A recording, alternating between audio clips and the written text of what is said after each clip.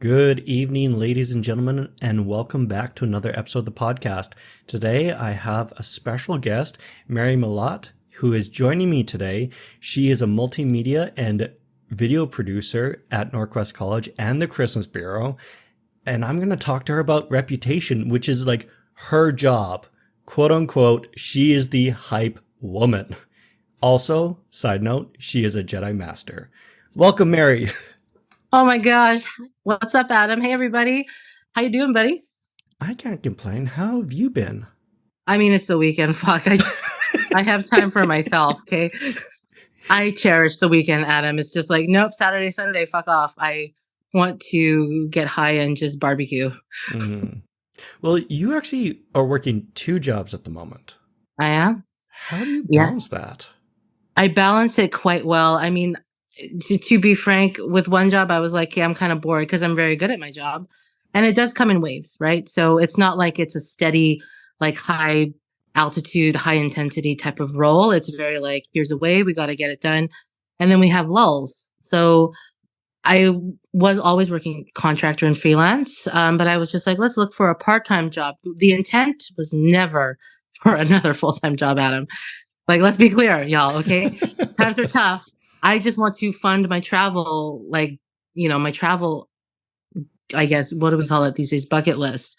I want to travel more, but it costs a lot, especially with kids. So, yeah, and then I saw this opportunity at the Christmas Bureau and I was just like, cool, let's apply. I'm probably not going to get an interview. I totally got an interview. And because I'm very charming, let's be real, Adam, I am pretty charming. And I mean, you're exceedingly charismatic. Let's be honest. I think it's a good thing. But my work speaks for itself, and it was exactly what they were looking for at the time. And I was just like, and I had to think, I'm like, Mary, and ask the hard questions. Mary, can you handle this? Is this too much on your plate on top of everything else, include raising a family? But then I had to look at the outcome, Adam, and let's be frank. I mean, money's nice. I like money. And if I knew that if I work hard, I can manage it. I'm not gonna lie, the first year was hell. It was just like, holy fuck, can I actually do this? But now that I've got into a rhythm, like for any experience going in clean like that, not knowing anything, can be quite liberating, but also scary as fuck. But now that I'm going through it again, I kind of like, okay, I know what to expect. So I feel like I went through boot camp. I'm in like tip top shape now and I can handle it mentally, right? So it is tough. I'm not going to say it is still tough, but I set up very strong boundaries around self-care and me time and family time. I know I have to buckle down and like zone in to make sure that I am still, what's the word, successful at my role. So I do love them. I really do. I do what I really do enjoy what I do for work. So, Well, it's always funny. So I was just chit-chatting with a individual. He was a leader for an organization, and he was telling me about all the stuff that he has on his plate. And when I'm sitting down with him, I'm like, all right, so where do you fit into this? And he's like, I don't. Like, that's a problem. So wow. when you say that you're working two jobs and you're managing it and you're doing self-care, that's not something that a lot of people are doing. And I can imagine many of our listeners aren't doing. So I'm kind of curious, like, how do you prioritize yourself when you have so much on your plate? Usually at the end of the day, which is why most of my stories are me at the end of the workday, or it's just like, okay, it's time for me to decompress. My ceiling typically happens between 4:30 and 6 p.m. because the kids get home. That's just the end of like onslaught of like back-to-back meetings. And mainly just to hear people talk and listen to themselves. But it's usually at the end of the day, like when the kids are tucked in, they're decompressing after supper, getting stuff ready for the next day. I think we all find time for ourselves. COVID kind of helped with that because we had to kind of force to go into our rooms and just kind of be alone. I think the pandemic definitely taught us that. But to answer your question, Adam, how do I prioritize? Yeah, I put others before me. but I know I get to celebrate myself at the end of the day before, before midnight. So, um, like, I mean, I know it may sound like, oh, I don't know what your listeners are thinking. Maybe they think it's selfish. They're like, but I always put other people before myself and make sure that they're just taken care of. What's interesting about that comment of like, I put other people first to take care of them, that's actually an exceedingly common comment I hear from a lot of leaders. They're always putting their team first. They're always thinking about the people Mm, around them and always right, trying to help them do better. Always thinking about, oh, shoot, so and so called in sick. I have to go in and cover the shift. right. If this work's not being done, I will do it myself Yeah, to help everybody out. And there's never that moment of like, okay, but when is you time? When is it time to take right, care of you? right. When is it time to take care of me? I've been trying to take care of myself more nowadays. I can guarantee you before Theo was born and when Zoe was still in diapers, it was very hard to just think of myself. It actually felt guilty to take time for myself. And I think that, again, I mean, I refer back to the pandemic, but I think that pandemic forced all of us to kind of reprioritize what was important and and actually take action. It's like talk is talk, walk is, take action. Like that's what we all want to see essentially. So, taking care of myself, I don't feel guilt or shame or yeah, shade and guilt, especially from my mother. Like, why are you taking time for yourself? Honestly, mom, like this is something I'm trying to teach my mother. She's 66 and she's very sharp. She's so sharp, but still, it's like these comments that that would just not fly nowadays. It comes out of like she says it. So I'm trying to reframe that for her. I think I'm making strides, but I think it was just the upbringing. I mean, I look at my daughter and her generation, and Zoe and Theo, like they don't care about labels. These younger kids do not care about labels. What's scary though is that sometimes tech and digital social media, videos, fake news, all this other crap that parents now have to take on and just I think everybody, not just parents, I think every adult, a good adult who goes online should teach these parameters to younger kids. I think that's just what we should all be teaching them, but they don't really care about labels and I actually admire that because we talk about reputation, right? Ooh, good segue, Mary. On your good tap on your shoulder. See, I'm even answering questions in my head, Adam, but I'm like, don't say it. Sorry, Adam, if you have, I don't want to ask you questions because you're interviewing me. So, I know okay, you are a master interviewer. I am fine. So that's why I'm just like, okay, Mary, just chill out. Come on. But I am high right now, so I hope that's okay. It's all good. It's all Okay. good. Okay. But yeah, taking care of yourself. That's important. I think that's the final sentence. And making it a priority. It's always Hmm. funny. I chit chat with so many people, and they say, you know, I have all these things that I'm doing, all these things that I'm doing that are important, and they're all a priority.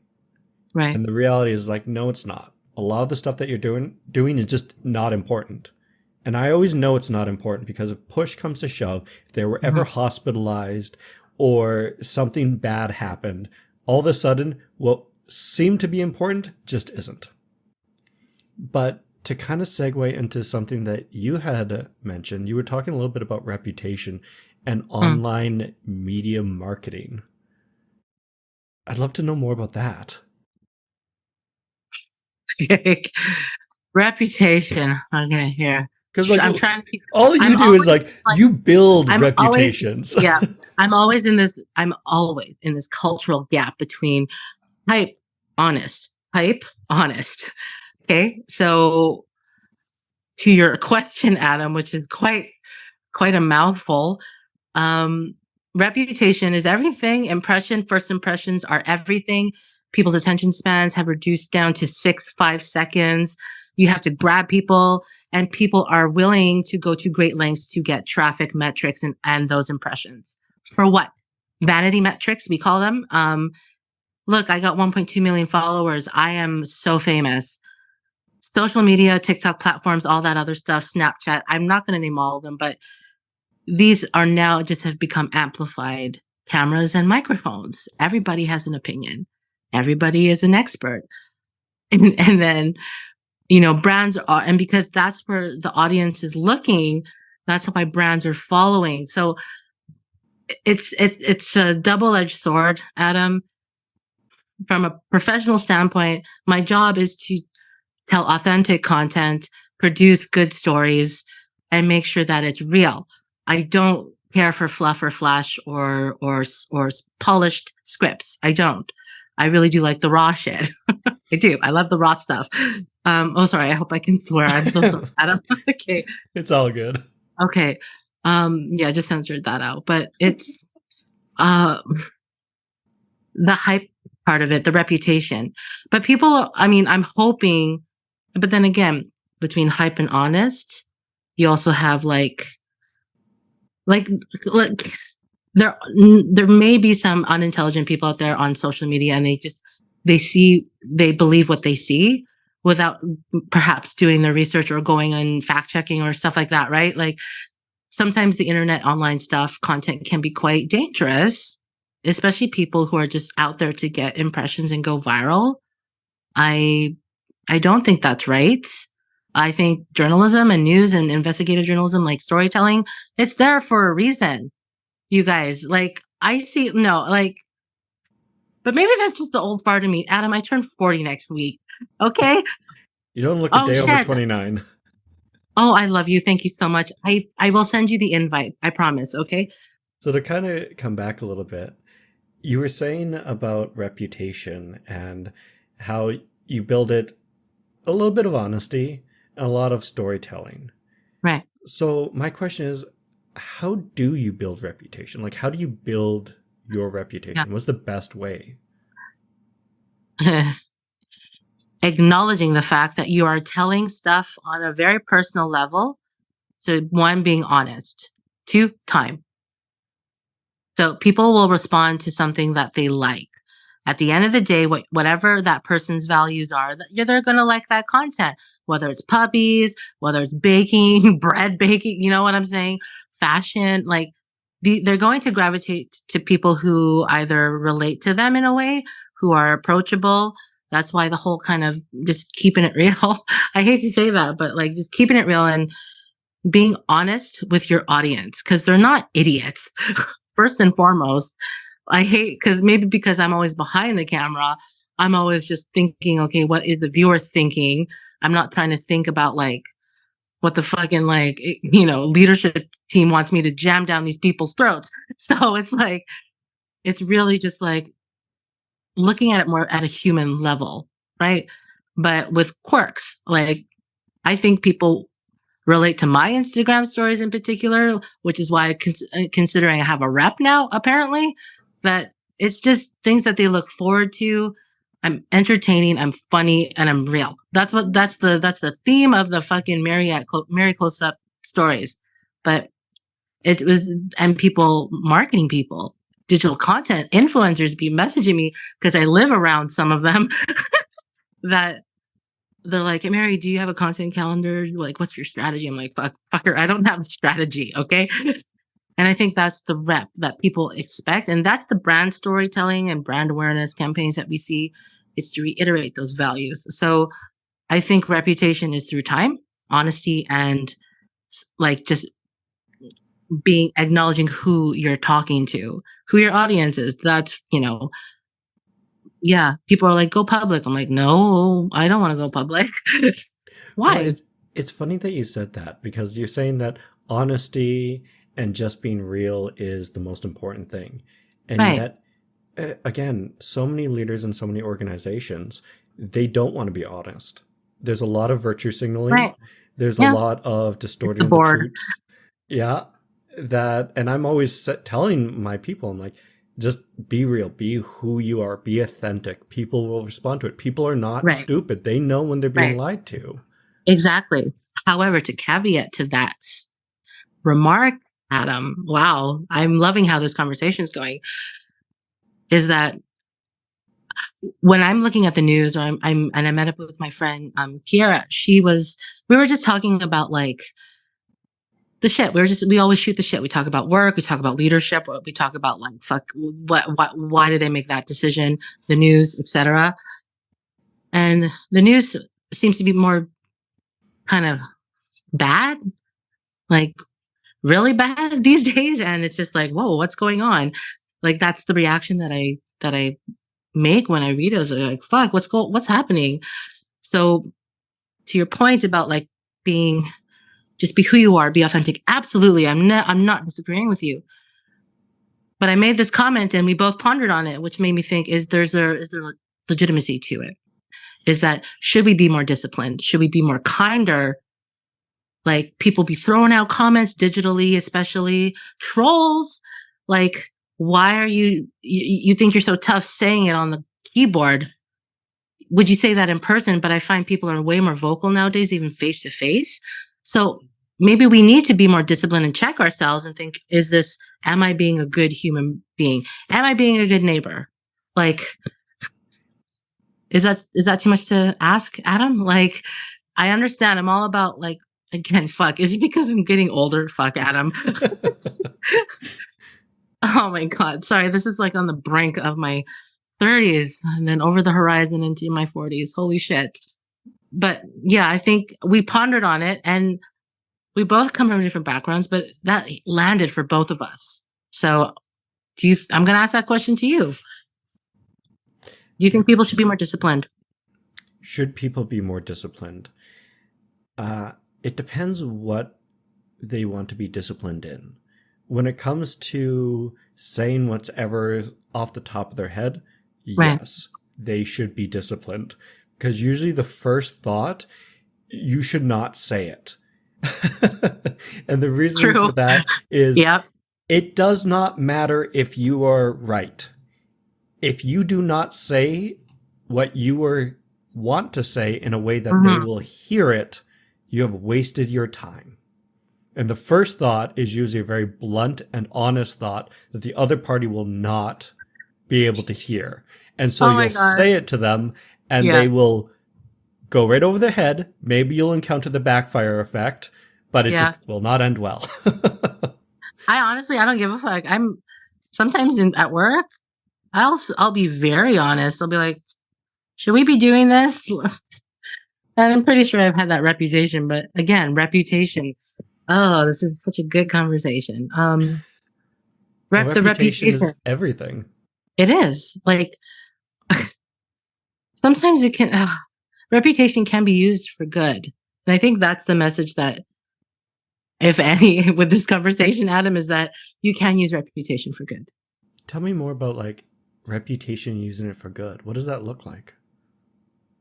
Trying to sway and influence people in a more value mindset, like this, like kind of check yourself. Like, are you actually just yeah, Adam, sorry. I'm just kind of pondering on that because no one's asked me that question.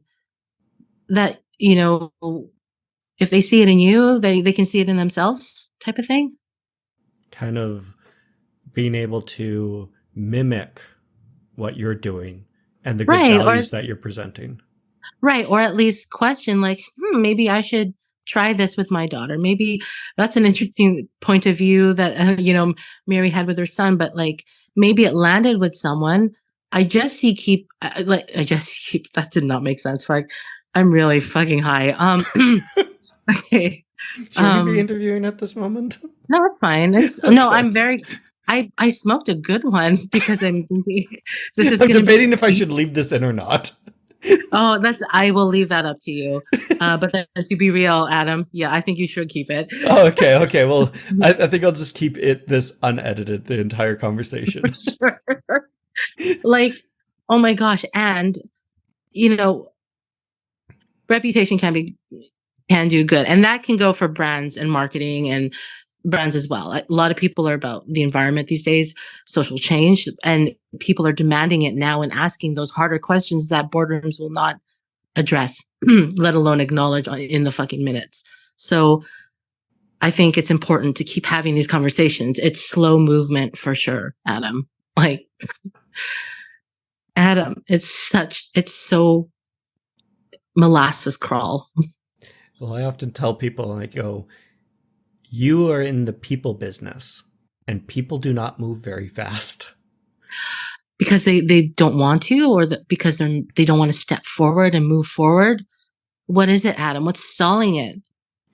This is people in general. If you look at how change is derived, typically the younger the person, the more change they want, the faster that Right. they're willing to accept it. The older somebody gets, the less willing they are to change. It's very normal. When you look at Right. revolutions and when you look at uprisings, it's usually the youth that are leading the charge. It's not the old fogies.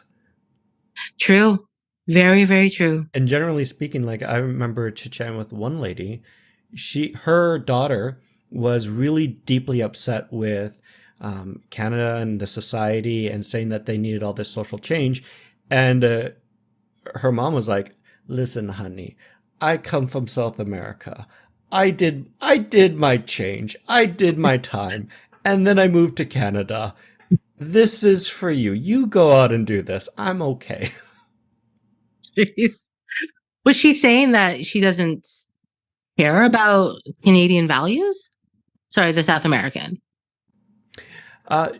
For her, what do you mean? Sorry, I don't know that statement went completely over my head, Adam. Sorry. Okay, no, never mind. Go on. It's all Okay, I good. promise I'm getting better. I promise I'm getting better. Okay, here we go. It's debatable. All right. But it's just kind of going back there. The change, people are more willing to change the younger that they are, and they're typically far more impressionable at that age. And then the older that they are, the harder it is to institute change. That being said, it's hard just to change people in general. I remember working in mental illness and addictions, Right. and to help push somebody from where they are to where they need to be, Right. I was looking at easily a year to 2 years of work. Even as a coach, when I work with my client, they'll come to me looking for change immediately. And I say, no, I can start getting some huge fundamental changes done with you Right. in 2 months of continuous work. But if you want to see like huge personal growth, you have to be coached for longer than 2 months, because change is slow. It's gradual. It doesn't happen all at once. And doesn't that coincide with reputation? It's about time. It happens like with more time, right? Like it gets better with good time. So more time. So like, I mean, change, it's a loose word for me right now. I see it now, which is great. But is it being tolerated or respected? There is a difference. Are they just tolerating this change? Or do they actually respect it? Like, it's that old adage, like old question, like, do you wish to be feared or loved? And I hate that question. Well, what does it mean to tolerate change versus respect it? Tolerate it because they don't respect it. Respect is definitely the better choice. Tolerate is just tolerating it is just, oh, it's just there, but it's not bothering my daily routine, right? So it's only when it's affected them personally that they're like, oh, then either they're for it or against it. I just, sorry. So then how do you respect change? Because I've never heard that term before. How do you respect change? By seeing it at those leadership levels, those governing boards that are responsible for a whole country or nation, world leaders working together, that and seeing it. But right now it feels just like siblings fighting amongst each other, with all these resources. So how do we respect change? It's seeing it at the global leader level. Environments, are corporations and businesses are actually making an effort to care about climate change and sustainability, right? So seeing massive changes that affect everybody, basically. So that's respecting change. So I don't know. Was like, do you think that's too far of a stretch to think that high up? To think more on that global level. Yeah. Well, I guess the question is it a brand or a leader's duty to think at that level? Or is it their job to think more with my team and my organization? No, definitely the latter. Tell me more.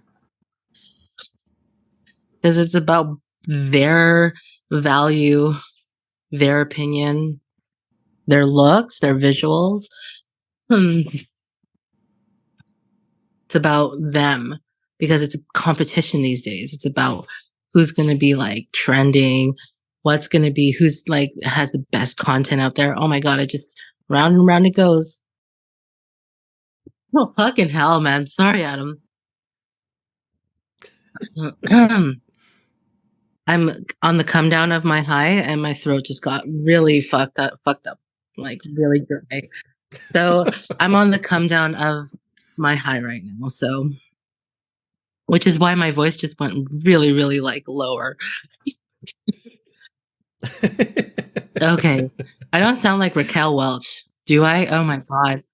No, Okay. you sound Awesome. fine. You I sound mean, fine. my voice will do something to someone out there. Okay.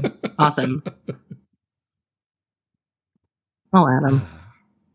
So Am I? you're doing Okay. great. You're doing That's great. good. I like words of affirmation. I like confirmation. Give me a nod like I'm doing good. Okay. Okay. You're Good. doing This great. is weird, like you interviewing me.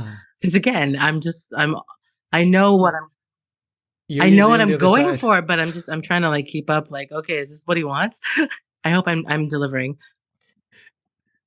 Okay. Listen, we're just chit chatting. This is as Okay. far as I'm Okay. concerned. It's that evil red eye. I see it for work. It's the evil red recording eye, but um, We'll it's just hard ignore to it. see it. That's what I do. It's so fucking hard. It's right there. Oh God, I'm getting into the giggly section now. Fuck, okay. I'm good. I'm good. Oh, So coming back, we were chit-chatting a little bit about reputation and how it's a brand's duty to actually look at these things a little bit more right. from a global level. But most people are more concerned about the individual, Yes. themselves, Yeah. how they look, how It's they all a appear. competition. It's about who has the flashiest, newest, most trendy. Like, but who gets to establish those labels first and foremost, or those titles? Like, who is actually making the bigger decisions here? And it's a competition mainly on vanity and now values. It's just like, hey, like there's like this one Instagram account that I'm following that I would never have followed several years ago. And to all of my farmer friends, I apologize. It's called Rural Alberta. And I'm following this because I'm like, you know what? I need to know like what they find humorous and what actual content gets posted on it to just kind of see it. It's a peek into who they really are, what they value, and the silliness sometimes of it. And it's been so fucking entertaining and endearing, which is quite surprising because I was born and raised in Alberta.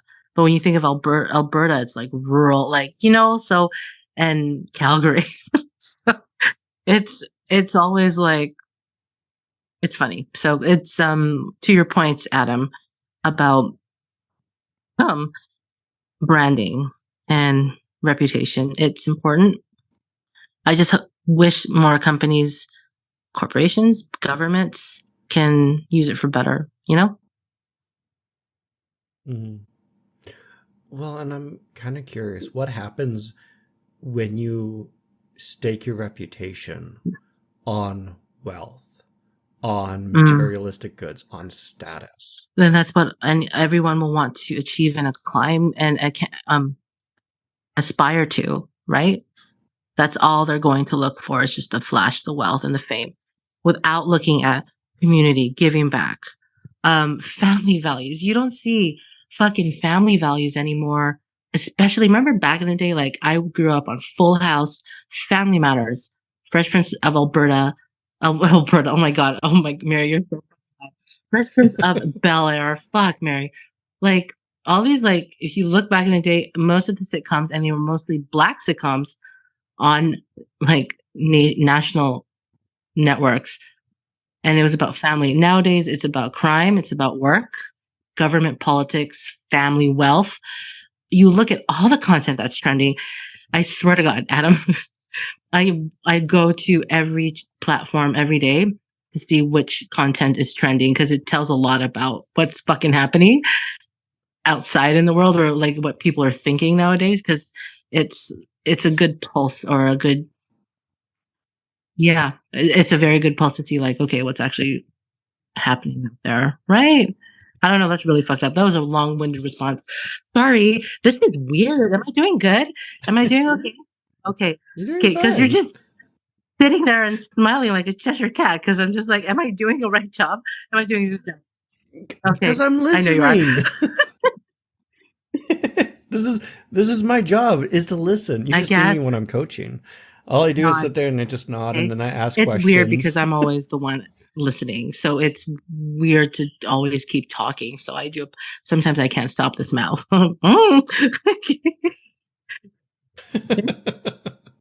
Okay. Sorry. I'm good now. I love how you said that when it comes to your reputation that you're going to have is going to Right. influence those around you. So if you're looking for Mm, status, if you're looking for wealth, the people around you, they're going to look for status yeah. and wealth too, which is not Right. necessarily a good thing because we're not instilling those Right. values that we Exactly. And need. that's why I wish more brands and organizations would look to more wholesome, holistic influencers as opposed to just ones who are like that's another thing. Uh, Increasing the expectation of what true beauty looks like, right? So it tends to be very segued to particular audiences nowadays, but it's very beautified to say the least. So um yeah, Kind of forwarding those beauty expectations and unrealistic for expectations sure. of Like, I'm society. sorry, that Barbie movie. Okay, Adam, I do this for a goddamn living. So it's just like in my head, I'm always observing. I'm always observing. I'm always listening, which is why this is kind of weird being on the tail end receiving part of it now. But I'm doing you a solid because this is awesome, Adam. Um, yeah, the Barbie movie. Like, I love that it was more diverse. It was very on brand for Barbie. Um, the story was interesting. Did I watch it? Yes, I did. What do I rank it? If I'm being honest, 6.5 out of 10. I'll give it a 6.5. It was, it It's is, a pretty good, it is. it's But worth a see, watch. this is exactly like a good example as to tolerable versus respecting it. I don't respect it because it's Barbie, right? Barbie brand. I don't. I'm just like, they're trying to be more relevant with the times.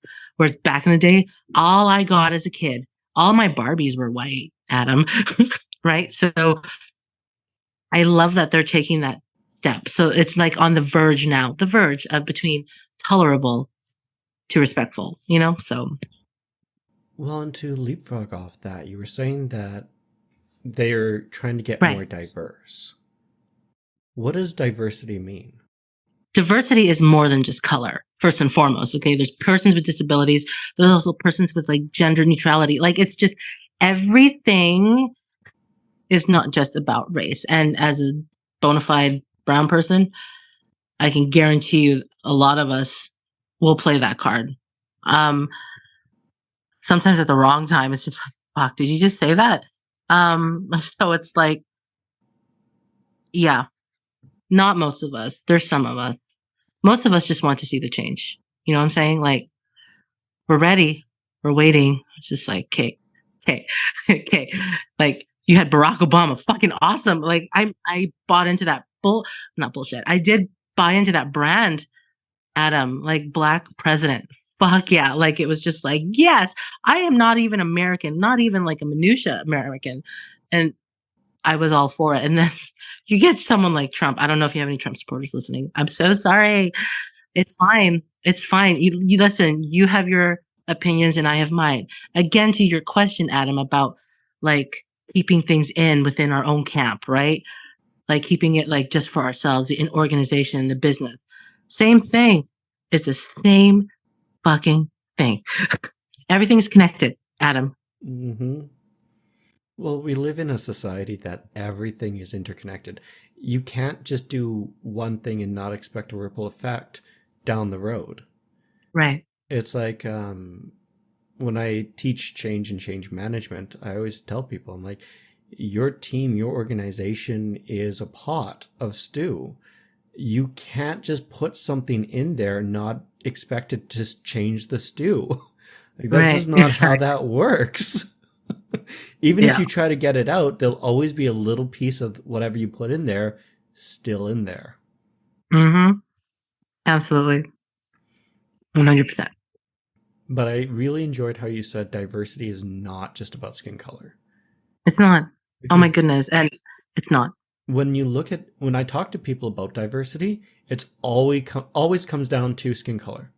That's Yeah. all they ever care about. And there's never this discussion of disciplines, diversity in disciplines, maybe Right. diversity in cultures.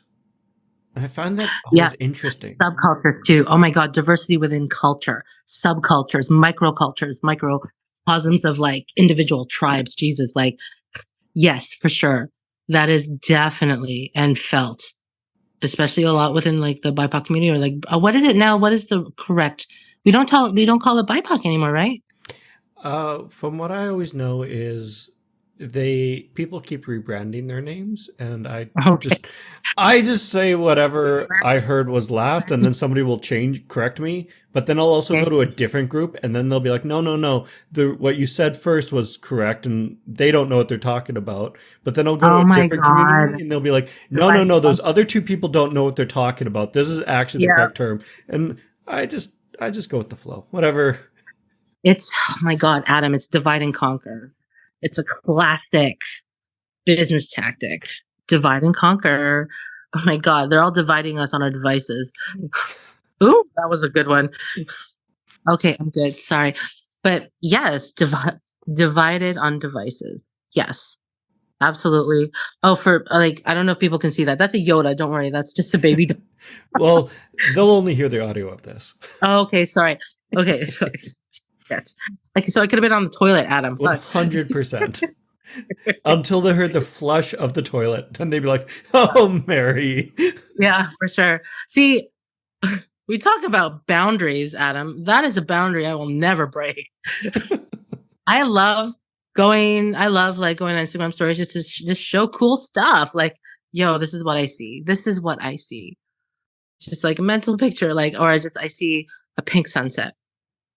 You know, like things that are just like naturally beautiful. Just like, wow, that's awesome, right? Makes you grateful for fucking life. And I mean, I just got a text message from my neighbor. Okay, wait, whatever. Do I know my neighbors? Yes, I do. My neighbors are awesome. That is a good thing about a community. You know your neighbors. And that should be ubiquitous, especially at post secondaries, that you get along with every other department and faculty and teammates. Like Adam, like, yeah. So I think that's important.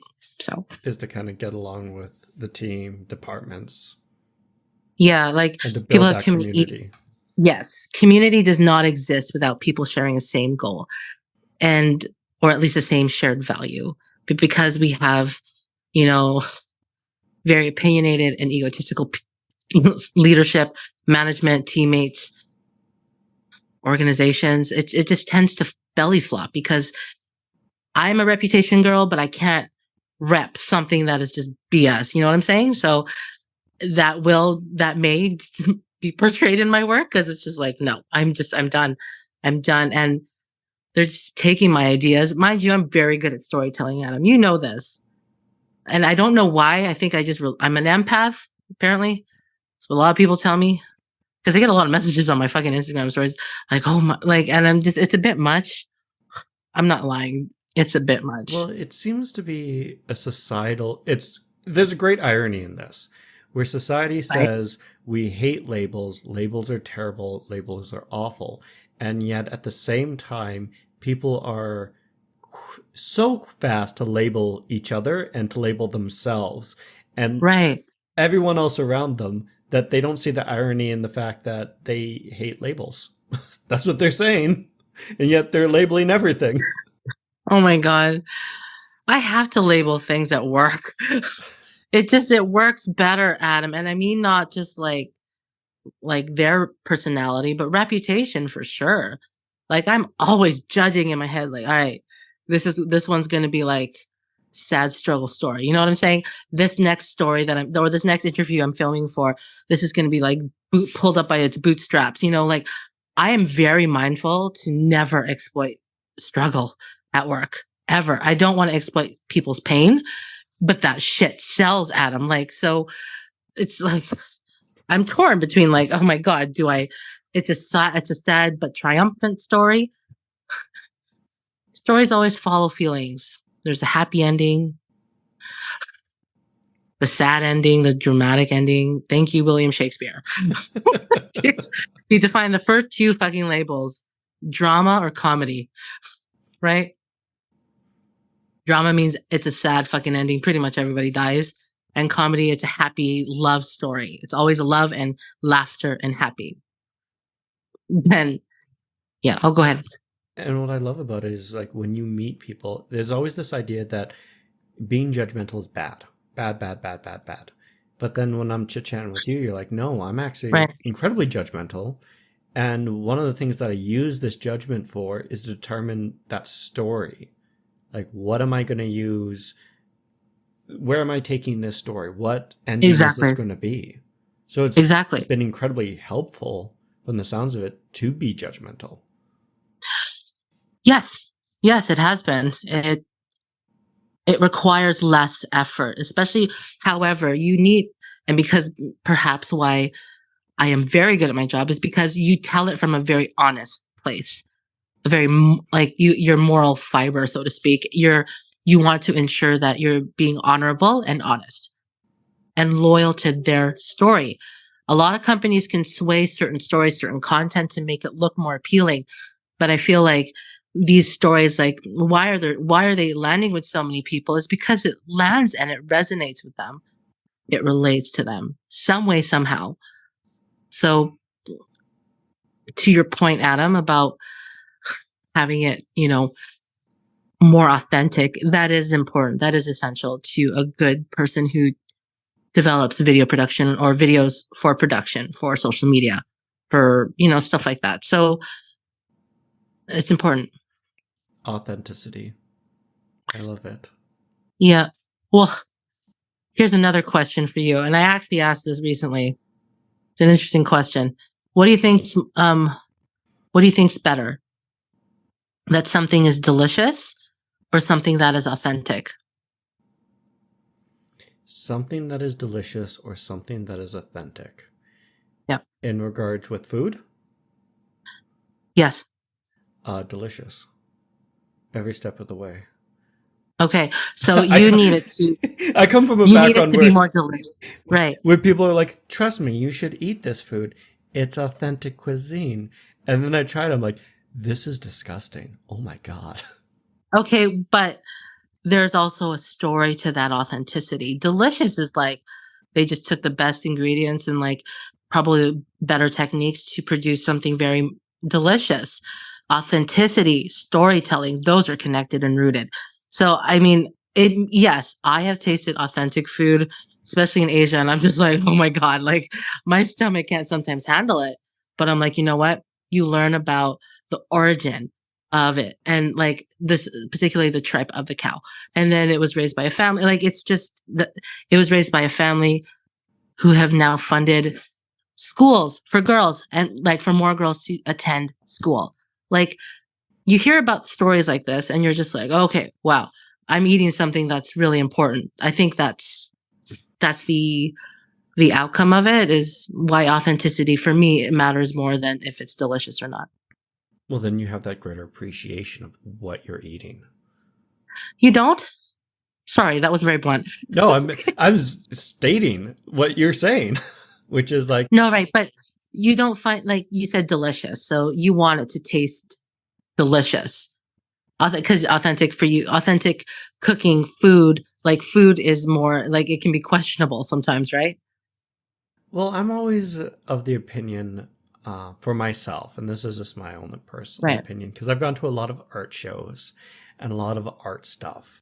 And typically with art, I find when I look at it, it looks like nothing. Right. And it's only until I have to dive into pages of lore to understand why this piece of art is amazing and spectacular that I can then appreciate it. But in the back of my mind, I always think to myself, should I have to scan through essays and documents to fully appreciate what I'm looking at? Mm. No, Or should I be able maybe to you should look at just it and appreciate. or should I be able to just look at it and right off the bat and be like, that is amazing. That is spectacular. Yeah. No, you're right. I think, well, never looked at it that way before. Wow. Yeah.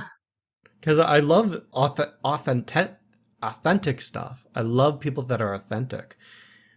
But half of me always goes, but like, sure, you're authentic, but do I need to get to know you, your struggles, your Right. strengths, your weaknesses to fully appreciate who you are? Or, But I think that's true. Very, very true. But I think just more people want to feel relatable to be seen. And I think I know that I've always struggled with that, Adam, even as a kid, even till now, which is why, giving up Instagram stories for Lent was just like, nope, not doing it. It's way too goddamn important. I need to connect with people. This like, but it is kind of sad, Adam, because it's like people will connect with you digitally and that's fine. But it's just like, no, just come over. Like just come over for some barbecue or something, like just or let's smoke some weed. Like let's just hang out, chill out. But I feel like a lot more people are comfortable behind a screen nowadays. And that's kind of sad. I do see it in my kids a lot too, Adam. you see this in kids and you see this at the workplace. How many people don't want to come in for in-person meetings anymore? Would Right. Well, rather type on convenience. their keyboard. Yeah. Yeah. Well, there's a plethora of reasons why we don't want to come in. It could be gas, driving to work downtown. Parking is a pain in the ass.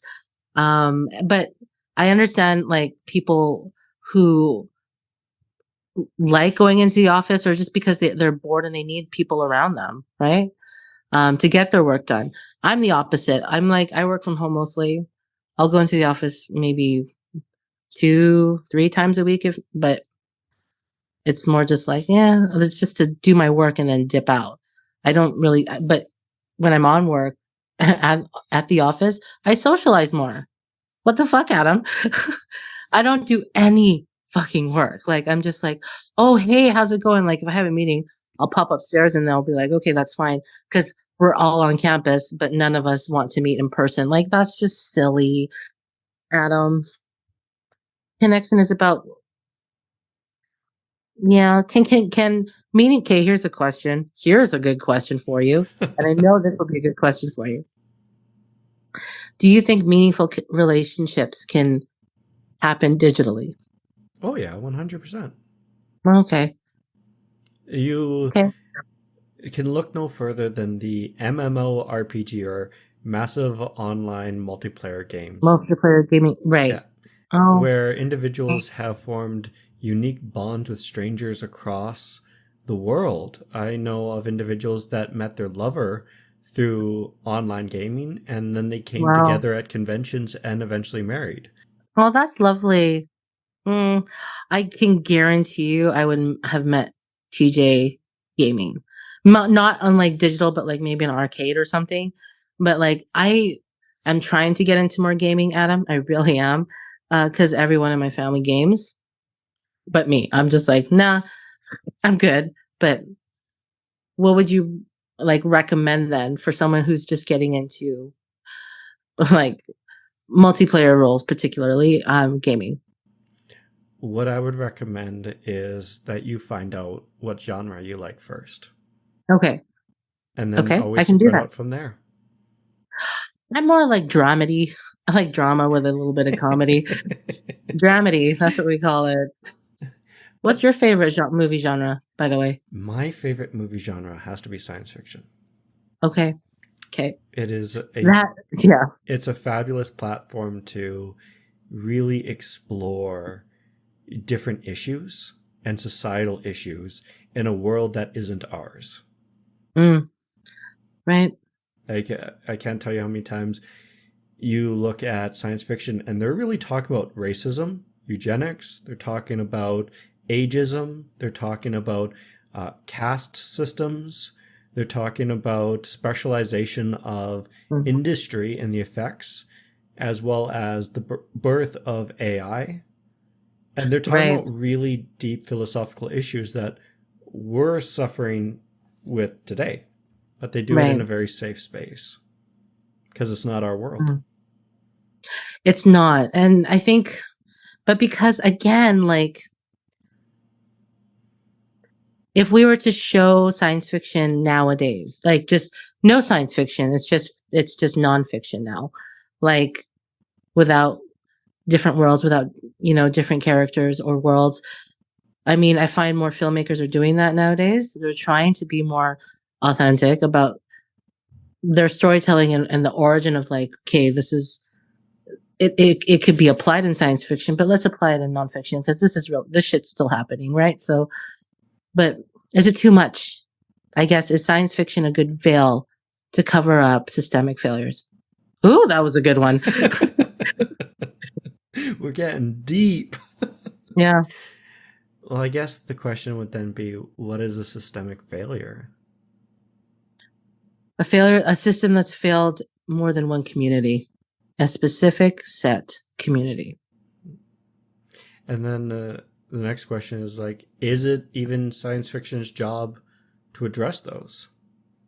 It Because is, but it depends on who's telling this main story, you know? And let's be real, Hollywood back in the day, it's still bad today. But I mean, let's be real. The movie industry is tanking, not tanking, but those old world production sets and like big stage sounds sets, thing of the past now. Think people just want like more, it's cheaper nowadays to film good content. Anyways, to answer your point, yeah, no, no, Adam, it's a specific set community, and no, that's it. So I need you to answer that question. to answer the question, is it science fiction's job to deal with systemic failures? Well, if I were to think on it, I would argue probably not, because science fiction is a genre. It There are millions of other genres out there, and True, that's a lofty weight to rest on science fiction shoulders alone. And it's just like when it comes true, to people, and it's particularly leadership, when you look at worrying about diversity, worrying about change, worrying right. about these social issues, there is so much to worry about that I often think it's really unfair to levy the burden of all these issues onto one person's shoulders. Mm. Okay, I never looked at it that way, but you get more eyeball again. You get more viewers. Oh my god! And then and look how we circled back to vanity metrics. Oh my god! Again, Adam, hype honest. Like, but I'm gonna be real. Sometimes being a reputation person can be quite exhausting. Okay. And sometimes I feel like am I really myself? Am I really just putting on a fucking show? Surprisingly, I know myself too well. I am honest, so I am the fucking same when you meet me in person, which surprises a lot of people. They're like, "Oh, you're like this in real life." Yes, I am, motherfucker. It's like Like, why are you watching my shit then if it ain't honest? You know, like fuck. So to your point, yeah, I think it's very like Adam. I think sometimes I don't know hype.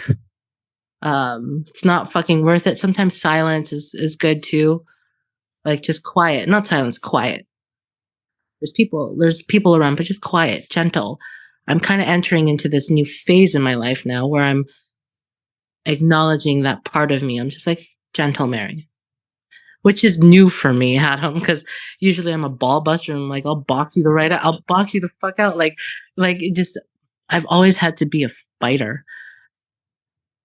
So why can't I just, not in a, and for the record, I've never punched anybody, but I'm just saying fighting, I'm bullying at a young age, bullying from some of my relatives, bullying from like my father, like it's just, I've always had to adapt quickly and just kind of, and that's why I'm good at my job at because I'm constantly judging.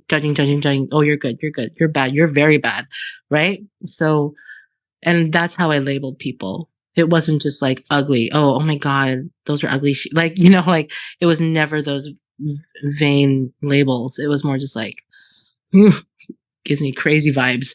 It's always about how I fucking feel. It's always about my vibes. So Well, and that's that gray area because oftentimes we look at things as black and white. Labels are all good or they're all bad. And the reality is like, no, it's a scale. Sometimes labels are good. Sometimes they're bad. But we shouldn't throw the baby out with the bathwater. And it's the same thing when you look at, I'm a fighter, but there's also silence. mm-hmm. And it's not all or nothing. I don't have to be quiet all the time, but I don't have to be Right, fighting all the time. There's always that right. healthy medium, and that lives in the gray. And I'm loving swimming in it. Love it. I absolutely love it. And that was a good pool plug too, because I'm looking forward to pool season. But no, it is always about balance, Adam. And we to quote Harry Potter, we both have light and dark, right? In us. It's on what we choose to act on. That's what defines us. So it's like sometimes I can be very dark. Yes, I can. That shit I don't post on my stories. Maybe one day I'll be, fucking brave enough to do one. And then, you have the other side, which is just gentle. So I don't know. I feel like it's about balance. How about you? Do you feel balanced nowadays? It depends. I think you're never really in balance. You're mostly just balancing. And there's certain days that I have that I'm completely out of balance. And other days that, I'm more imbalanced. I'm either leaning a Okay. little bit to the right or a little bit to the left. But I've always found this notion of that you have to be in balance at all time a really silly notion because that's not how life works. Something's Right. always going to happen that will always throw you off. That will always throw you for a loop and just screw with the balance. And then your job is to get back in. Which side do you lean more towards? What do you mean? Dark or light? Well, that depends what you mean by dark and light. More dark, negative thoughts or moods or behaviors versus light, happy, go lucky, um, whimsical um, type of behaviors or moods or vibes. So I used to be very rooted in the dark side of things. Okay. Dark thoughts, dark opinions, looking for the worst in people. But I've done a lot of work and I've recently changed. And now I look at people on the good side. I look at life in the good side. I look at the Mm-hmm. silver lining. And no matter how bad things are, I always just look for what good was there. Because it's like the yin yang. There's always darkness with the light, and there's always light with the darkness. Right. You just have to take a look. Not gonna lie, I was with you too. Yeah, I was more dark for sure. I'm hoping that as I'm turning fucking into my 40s next week. Fuck. Every time I think and pause about it, Adam, I'm just in sheer terror. I know it won't change, but mentally, something in me, I think, or emotionally at least, I'll be like, and physically, oh my God, fuck. Yeah, it's, fuck, I gotta work harder now, like, and maybe that's the crux of this next chapter of my life is just like, work hard, Mary. Work hard, and then you'll be successful in the end. You know what I'm saying? Like, you just work hard and you'll be good. So maybe, fuck, I don't know. And I know I have that has to be achieved, Adam, on all levels, personally, even for me. So my marriage with TJ, my health, um, and my relationship with my kids and my family and my friends. So I know that I need to make more time and effort for making sure those relationships are sustained or nurtured. I think that's something that people forget. Friendship's not like something you check off. It's just something like it's not a check off your checklist. It's like more of a check in. Like, hey, how's it going? It's more just like I'm here for you type of thing. It's not just like, oh my God, let's go to the mall and get clothes shopping. Sorry, I always do that Valley Girl accent when I think about that, but it should be more intentional. Friendships, I think that is the word for me this year so far. Intentional. But I think that that's honestly a fact. Relationships require huge amounts of work, and you have to be intentional about them. Absolutely. I can't tell you how many times I see in the workplace, people are walking down the hall and they're just checkboxing the social interaction. Oh, hey, Greg, how are you doing? Good? Awesome. Move on. And they're not being intentional about building these relationships. Right. Even in their personal life. They have so many friends, but if we actually dive into it, those people aren't friends. They're maybe acquaintances at best. Yeah, at best. Yep. I would call you one of my friends now because one, I invited you into my home, right? And two, when I actually see you at work, I'm just like, oh fuck yes, like dude, let's go, let's chill. I feel I get a very good vibe and a good energy, so I'm just like, yeah, man, he's dope.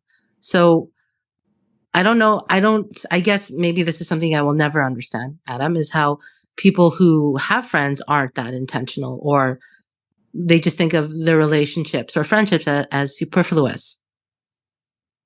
Well, there's this weird belief that the world doesn't change. There's this idea that where you are right now, what's happening to you right now will continue on forever. The position that you have will continue. The relationships you have will continue. But the reality is that's not true. Relationships end. Jobs end. Positions come to an end. All these things are all temporary, but we don't think of it like that. And because we don't think of it like that, because we think everything's all set in stone when it really isn't, it's more like shifting sands on a dune that we take for granted what's going on. And we don't intentionally build these relationships. We don't spend the time or energy into them because we think they will always be there. But so what can hold sand dunes together? To comment off your point about how shifts in the sand in terms of superfluous change, what would make us stay more rudimentary connected to each other? That's that intentional piece that you were just outlining. Right. Okay. So to say these things are temporary. So what is important is that we invest into what is important. And if my relationship with my husband is important to me, I need to invest because I know this relationship is temporary. Absolutely. Well, this is a good conversation, Adam. This is awesome. Okay, I'm leveling out now, so I am getting to sober now. So this was a good arc for my podcast interview. So kind of coming back to it, we talked a lot about, if you're going to build a reputation, you have to be honest. You have to be upfront. You have to be authentic. But at the same time, you have to also live within the gray area. Things aren't as black and white as they may seem. And Right.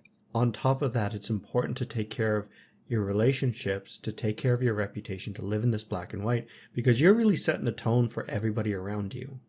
If you're not setting this tone, then everything's going to start falling apart, because they're going to start modeling their behavior after you. So if you're vain, if you have a lot of vanity, that's what the people around you are going to start looking for.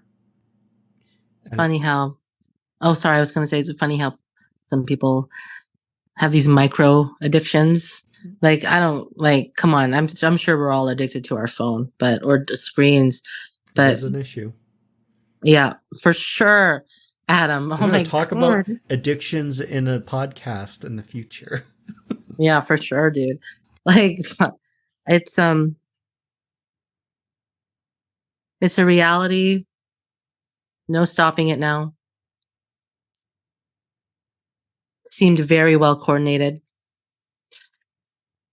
and intentional. So if you had one advice for our listeners at home, what would it be? can you be more specific? One advice. I can provide a one lot of thought, opinion. One thing to help them out on their journey. Oh, on their journey. Oh. Always be authentic. Always be true to who you are. And that stems on the good side, the lighter side, the good vibes side. Acknowledge your dark side. Acknowledge it. Don't succumb to it. Try not to. And just always giving back to others, and, being a good neighbor, just being kind. Just be kind. Just be a cool person. Someone you want to hang out with. Someone who's fun. So my advice is, that's more the Mary brand. Sorry, Adam. My advice. I don't know. I never got advice as a kid. I had to kind of search for it by myself. Probably why I can drop a lot of wisdom, because I'm just like, yeah, I thought about that. And I looked it up and I researched my way on figuring out, like, okay, this might be a good option. But I always find that coming from a place of honesty. Honesty. If that is authentic to you, then that's who you are. And if it's a bad truth, then or a bad kind of like dark side about doing something or wanting to do something or feeling this way, yeah, you have to acknowledge it. So, sorry, that was very long-winded, Adam. Sorry. I love it. Be authentic. Okay. Be who you are. Exactly. I can't stress that enough, Adam. Just, like, no. Yeah, authentic. I love it. Well, thank you so much for joining me on the podcast today, Mary. It was a pleasure having you. It was an absolute honor. Thank you so much, Adam. My dear friend, thank you so much. It was an honor to talk with you today. And I hope we can have more of these chats, because honestly, this was pretty dope. I love it. Okay. And if people want to follow you, where should they follow you? Right. So currently I do have a Facebook page, but don't follow me there, y'all. My best shit is on Instagram. It's at Mary Close Up. It is a private account. My only concern is, like, if you watch this podcast and say, yes, I know Adam and I listen to his podcast, and if you don't, go subscribe now. Awesome plug there. Hey, Adam, go subscribe now and show some support for my buddy. But yeah, if I haven't met you yet, then I'll approve the follow. My rule is you have to meet me first in person before I let you in my weird digital world. So, that's my only comment. It is a private account, but yeah, if you want to friend me, let me know. I love it. All right. Thank you, Mary. Thank you so much, Adam. If you've enjoyed this podcast, please subscribe, give it a like, and share it with a friend. And if you're ready to take the next leap and improve your leadership skills, head over to www.seedingthelead.com and book your free coaching session today.